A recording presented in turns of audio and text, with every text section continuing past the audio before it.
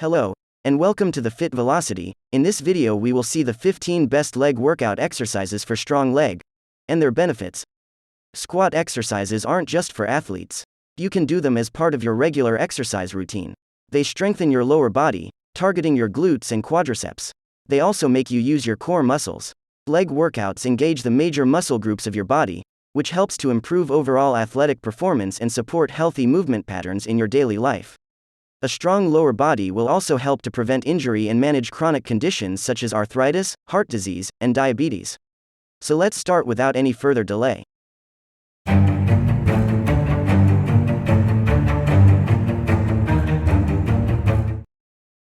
Let's move to our first exercise. Our first exercise is the Bulgarian split squat, as a version of a single leg squat where the back leg is elevated on a bench or a sturdy chair.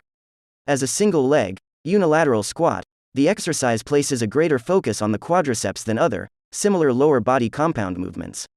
Benefits of the Bulgarian split squat abound. As a lower body exercise, it strengthens the muscles of the legs, including the quads, hamstrings, glutes, and calves. Also, as a single leg exercise, your core is forced to work in overdrive to maintain your balance.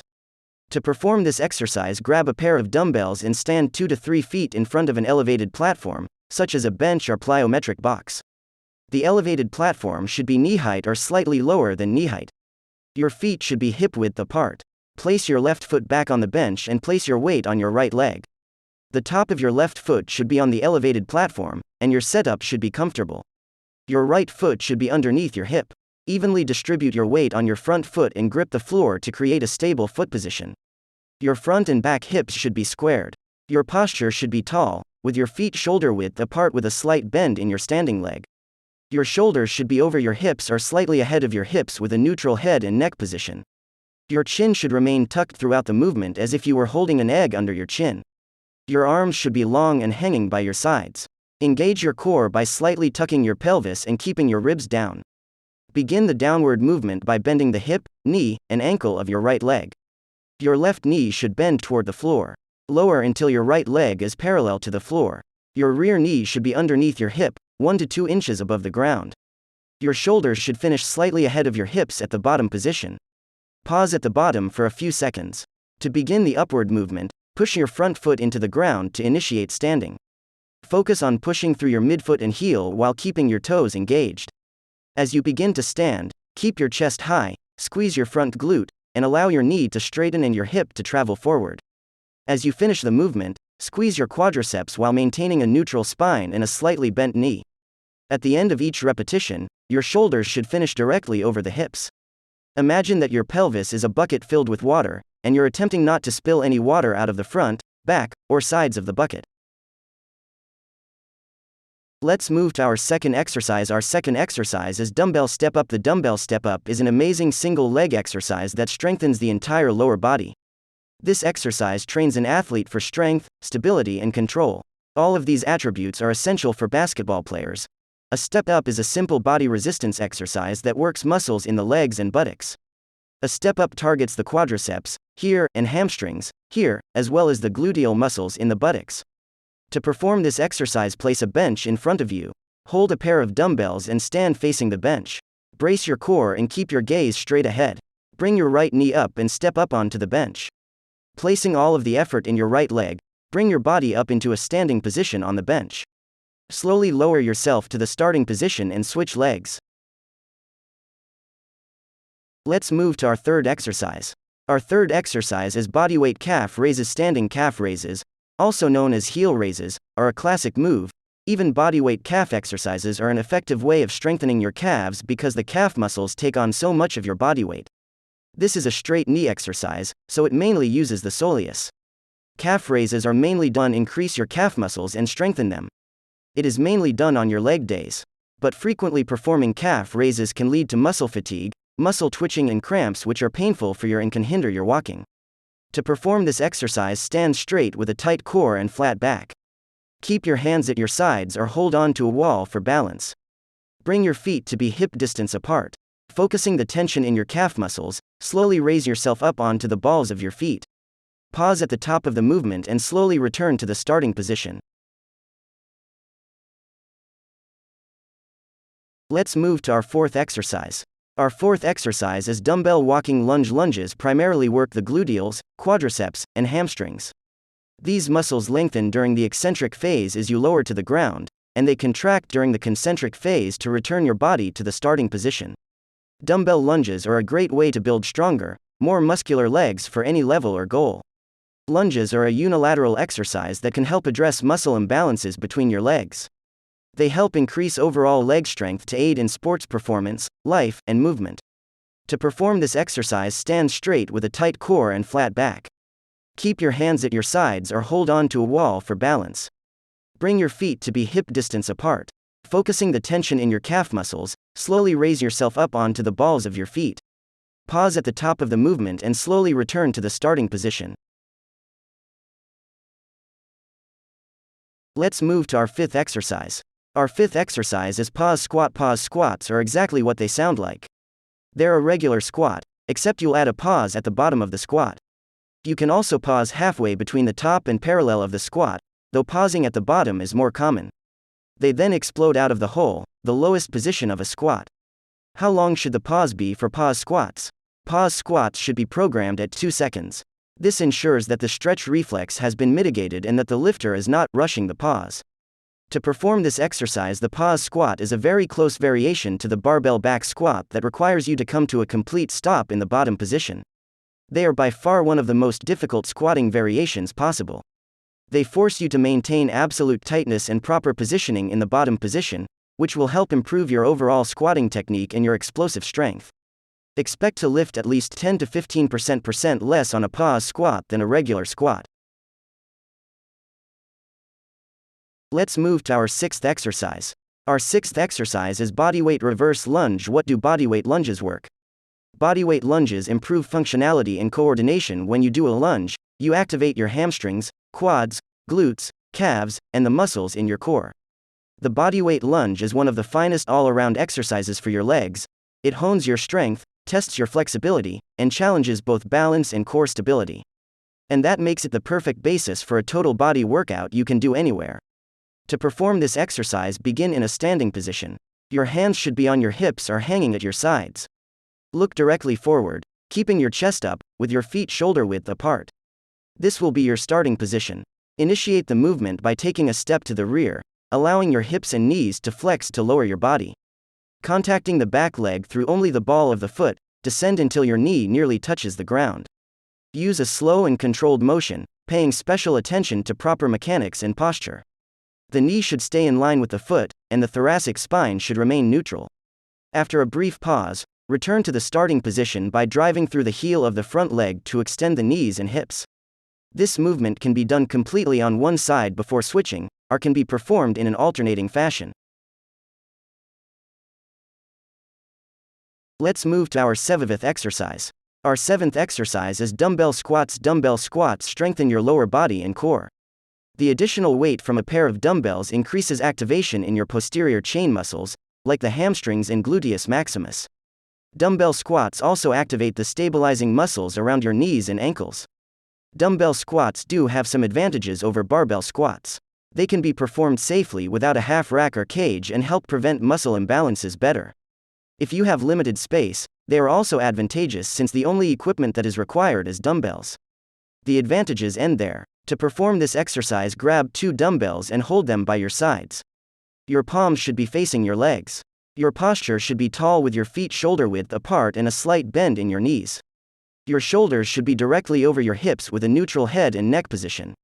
Your chin should remain tucked throughout the movement, as if you were holding an egg under your chin. The weight on your feet should be evenly distributed along each entire foot. Grip the floor with your feet to create a stable foot position. Your arms should remain long by your sides with a slight bend in your elbows. All repetitions should begin from this position. Pre-tension your shoulders and hips, and engage your core. Masterclass SEO Dumbbell Squat 2 Hero. While keeping the dumbbells close to your body, maintain a neutral spine, and begin to bend your hips, knees, and ankles. Lower until your thighs are parallel, or slightly below parallel, to the ground. You should only lower as far as you can maintain a level pelvis. The weight on your feet should be evenly distributed. Pause at the bottom before standing. To begin the upward movement, push your feet into the ground to initiate standing. As you stand, Keep your chest high, squeeze your glutes, and allow your knees to straighten and your hips to travel forward. Imagine that your pelvis is a bucket filled with water and you're attempting not to spill any water out of the front, back, or sides of the bucket. As you finish the movement, squeeze your glutes and quadriceps while maintaining a neutral spine. At the end of each repetition, your shoulders should finish directly over the hips. Let's move to our 8th exercise. Our 8th exercise is Kettlebell Swing. This kettlebell exercise targets the abs, shoulders, pecs, glutes, quads, hips, hamstrings, and lats with a simple motion. Swinging the kettlebell can also have benefits on grip strength. The kettlebell swing is a great way to increase heart rate and burn calories.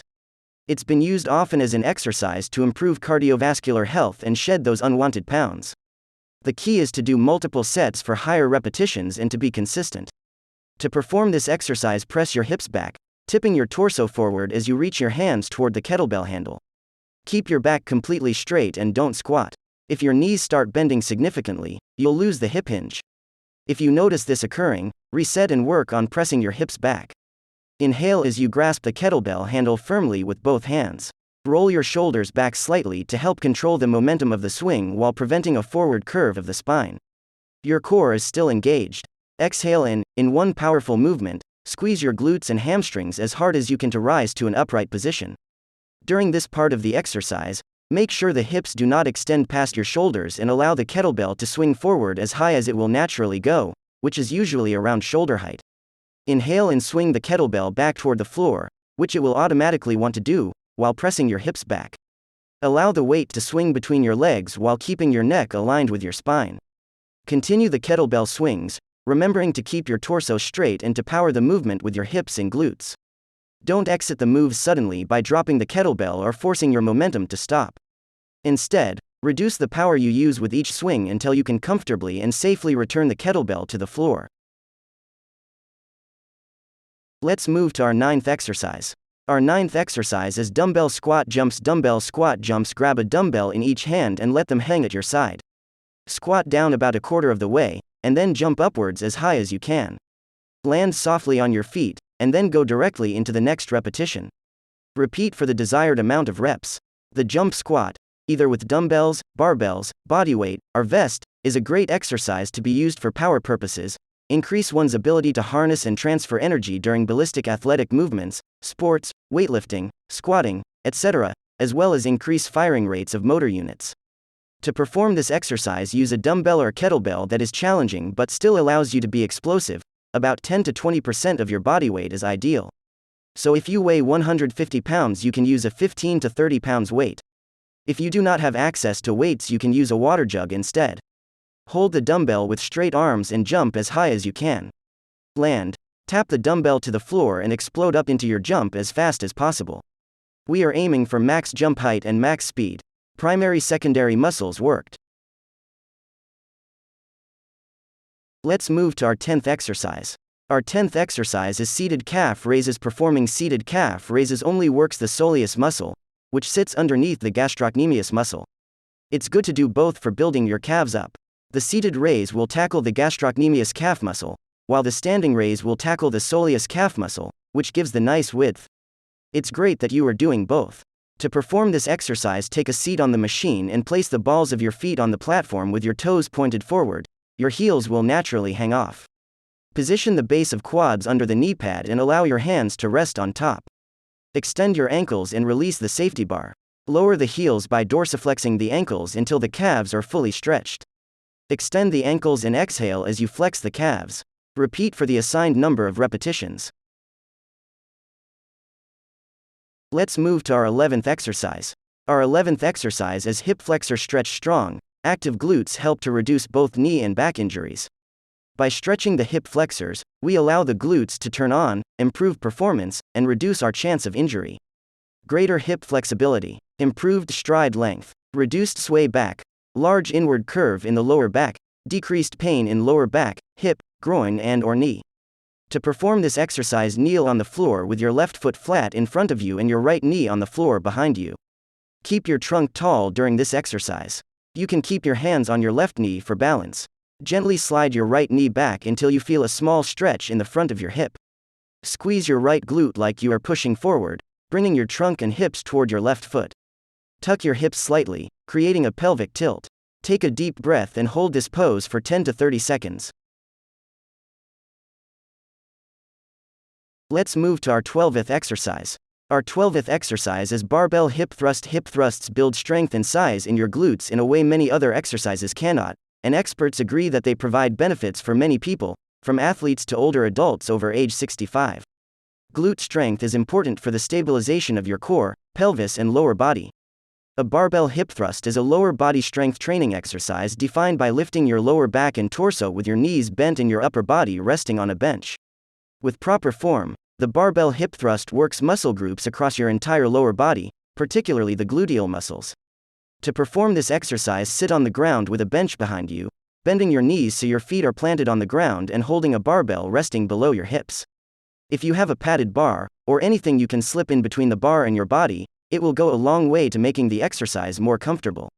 Lean back so your shoulders are on the bench and position the bar above your hips. Drive your hips up, lifting the bar. In the top position, your knees should be bent at 90 degrees and your shoulders should be near the top of the bench, with your body forming a straight line between them. Pause at the top of the lift and squeeze your glutes, then lower your hips slowly. It's worth trying the moving without any weight at first and making sure that you're feeling the exercise mainly in your glutes, rather than your thighs or lower back. Let's move to our 13th exercise. Our 13th exercise is glute bridges. A glute bridge is an exercise that involves lying on the ground on your back and thrusting your hips upwards. It is a simple at-home exercise that can be performed with no equipment, and it can increase glute strength, core stability, and lower back health. Whether it is yoga or normal bodyweight exercises, glute bridges find a place in both the form of physical activities. This exercise isolates the glutes and puts a bulk of the load on them, activating all four muscles: the gluteus maximus, gluteus medius, gluteus minimus, and tensor fascia lata. To perform this exercise, lie face up on the floor, with your knees bent and feet flat on the ground. Keep your arms at your side with your palms down. Lift your hips off the ground until your knees, hips, and shoulders form a straight line. Squeeze those glutes hard and keep your abs drawn in so you don't overextend your back during the exercise. Hold your bridged position for a couple of seconds before easing back down. Aim for 2 sets of 10 bridges, 2 to 3 times a week, either as part of a wider bodyweight workout or on their own, if all you really care about is your derriere. Let's move to our 14th exercise. Our 14th exercise is single leg glute bridge. A single leg glute bridge is a unilateral glute bridge variation that targets muscle groups throughout your body like the hamstrings, hip flexors, lower back muscles, and gluteal muscles, including your gluteus maximus, gluteus medius, and gluteus minimus. When performed as a stabilization exercise, glute bridges activate the glutes to function as they are supposed to in other movements like squats, deadlifts, walking, and running. To perform this exercise, lie on your back with your hands by your sides, knees bent, and feet flat on the floor, under your knees. Lift one foot, extending the leg fully so it is roughly 45 degrees to the floor. This is the starting position. Raise your hips, tightening your abdominals and buttock muscles to support the lift, until your shoulders and knees are in a straight line. Squeeze your core at the same time, as if trying to pull your belly button back toward your spine. Hold this position for a count of 1 or 2. Lower the hips to the floor slowly and with control, keeping the leg extended, to return to the starting position. Repeat on the same leg for the desired number of reps. Once you complete single leg bridges with one leg elevated and extended, perform this exercise with the other leg to avoid creating a muscle imbalance. Let's move to our 15th exercise. Our 15th exercise is ball squat. The wall ball squat exercise increases your heart rate, making it a great way to improve your cardiorespiratory fitness and burn calories, too. It also helps to increase your explosive power, which is a necessary component of many athletic activities. Wall squats build core and lower body strength. Wall squats are an effective exercise for building strength in your glutes, hamstrings, and quadriceps, especially your inner thighs. In addition to the legs, wall squats also activate your abdominal muscles to help build core strength. To perform this exercise, find a section of wall that does not have any pictures, fixtures, or switches on it. These will get in your way while you do the squats. Place the center of the ball against the wall at the level of your belly button and hold it with one hand. It doesn't matter which hand. You can buy an exercise ball online or in a sporting goods store if you don't have one. You can use any size exercise ball for the wall squat since you don't have to sit on it, but a smaller size works best. The ball gives you something to push back against as you squat. While holding the ball with one hand, turn away from the wall and press your lower back against the ball. Stand up straight with your arms at your sides, your feet shoulder width apart, and your abdominal muscles tight. Once you are in position, slowly bend your knees to lower yourself downwards until your thighs are parallel to the floor. Keep your back pressed against the ball as you do this. Hold the position for 3 seconds. After holding the position for 3 seconds, slowly straighten your legs again to stand back up. Center your weight over your heels rather than your toes or the balls of your feet. Keep your back pressed against the ball so that it will roll down your back as you roll upwards. Repeat the process to do another squat and keep repeating it until you have done at least 10 squats. Then, rest for a few minutes, and do another set of 10. Continue to repeat this until you've completed a total of 3 sets. Hope you like the video. Don't forget to like, share to this video, and also subscribe to this channel for more updates. Thank you for watching this video, and be healthy and fit. Have a nice day.